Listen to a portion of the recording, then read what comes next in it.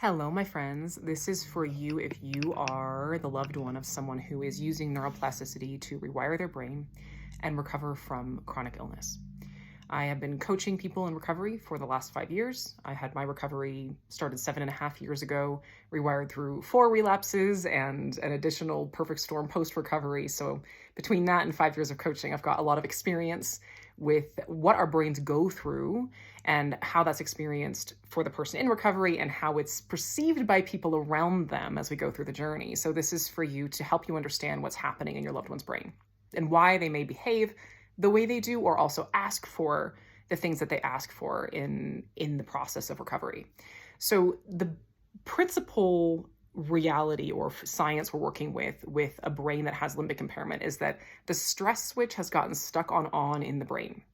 So think of a time, if you've ever had a time where you almost got in a car accident, or you got really startled by something, and the feeling of that, like adrenaline shooting through your system that happened in that moment, that is the kind of state that a person, like your loved one's brain, has been in, that really heightened state of adrenaline for years to decades. It's full on stress response all the time, like fire hose. Now, in the human brain, that chemistry is only designed to run for about 2 minutes at a time, in which time we can fight, we can flee, or we can freeze, or we lose and we get killed. That's about it. That's all we have. And then it turns back off. Everything goes back to calm. And that's why we call this a limbic injury, because the brain is not designed to operate in that chemistry. And in terms of function, the best analogy for this is if you have a backup generator in a house, where it's designed for when there's a storm. It's not designed to keep everything in the house on all the time. It can keep the fridge going in a storm. It can keep the lights on or the stove on. It can keep you through that emergency period. But at some point, it doesn't create enough power to keep everything in the house running on a continuous basis. That's how stress chemistry is in the human brain. So our brains are designed to run in relaxation chemistry, which is dopamine, oxytocin, serotonin, and endorphins.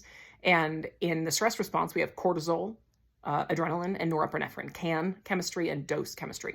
And your loved one's brain has been stuck in stress chemistry for a very long time. There's some things that happen there because, again, the brain's not designed to operate that way. So your body systems break down. Your brain's the control center for all the body systems: immune system, respiratory system, musculoskeletal system, your nervous system, your digestive system. So all body systems can be impacted in terms of symptoms or illness and disease, dysfunction. And also it just impacts your brain function quite a lot. When you're in that state for that long, and your brain, the chemistry of danger is always there. So the brain is always on high alert, looking for a threat. We all have a negativity bias, but your loved one's negativity bias is like 1,000 out of 10. Like, it's really high. And they're very sensitive. Like, that brain and nervous system is very raw, very, very sensitive.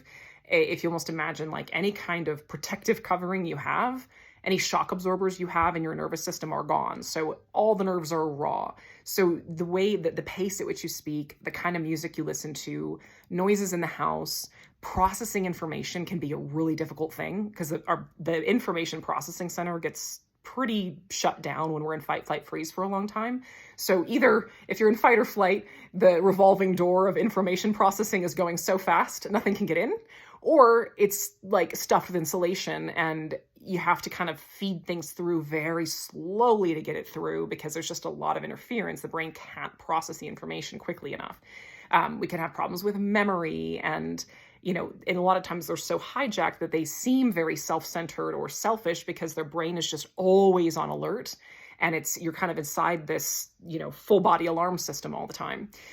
There can be, a lot of times certain topics of conversation that are either very stressful or about things that are like war or current events that are upsetting, are often too triggering, because the brain is already so sensitized to threat that they're going to get essentially like electrocuted in their brain and nervous system if they try to talk about that, or shut down.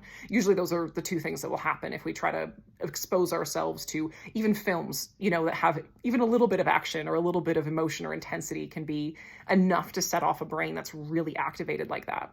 So your loved one may ask you to speak at a different pace, again, kind of accommodate their needs.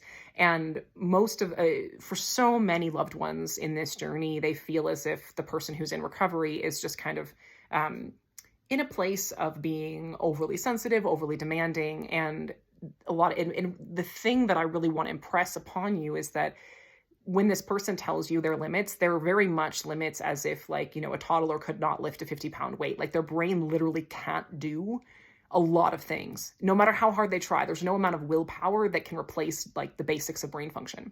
So this is just to share with you to help inform you so you can understand what's going on and understand that if those limits are honored and your loved one is going through a process of recovery and consciously generating relaxation chemistry, interrupting the trauma loops that are perpetuating the stress chemistry, it's a lot of work. It's 24/7 work trying to get, you know, the most animalistic kind of protective aspect of the brain to calm down and convince it that you're not in danger when the chemistry of danger is flooding your brain all day. It's a very, very big task, very difficult. They're going to spend probably a lot of the day on it.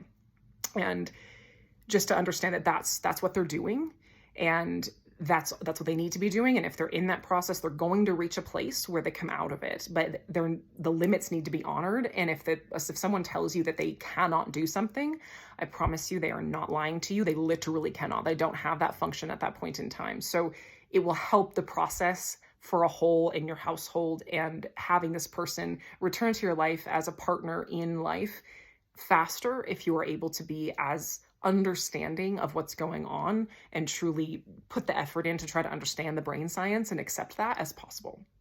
Sending lots of compassion and love to you guys. This is not an easy situation for anyone involved.